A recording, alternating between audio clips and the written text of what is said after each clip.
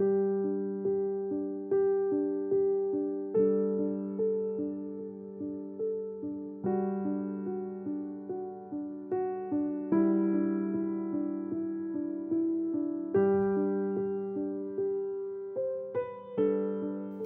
Saat Teduh Gereja Kristen Jakarta, Senin, 31 Maret 2025. Keserupaan. 1 Yohanes pasal 2 ayat 6. Barang siapa mengatakan bahwa ia ada di dalam Dia, ia wajib hidup sama seperti Kristus telah hidup. Seorang pegawai perusahaan Coca-Cola pernah dipecat karena ketahuan sedang meminum Pepsi di tempat kerjanya.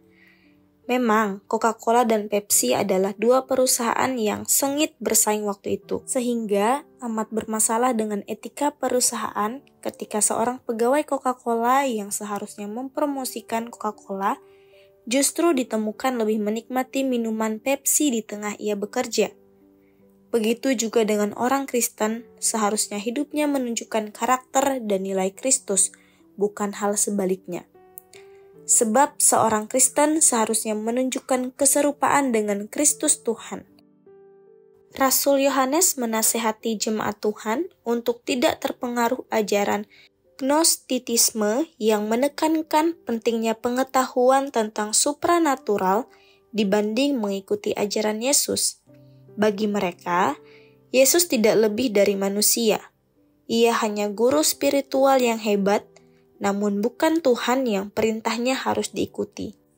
Akibatnya, banyak orang Kristen waktu itu tidak melihat perintah Tuhan sebagai hal utama yang perlu diikuti.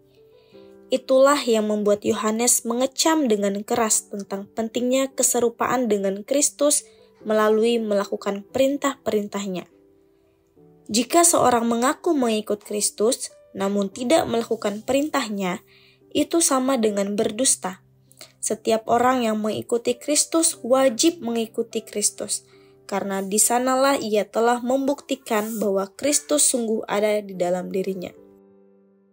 Bagaimana dengan kita? Apakah kita seorang pendusta? Atau orang lain dapat melihat keserupaan kita dengan Kristus? Penginjilan yang baik harus disokong dengan kehidupan yang serupa Kristus.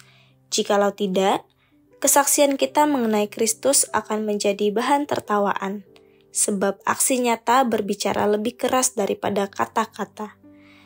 Tanamkanlah dalam hati Anda bahwa kecintaan pada Kristus menjadikan kita menyerupainya dalam banyak hal.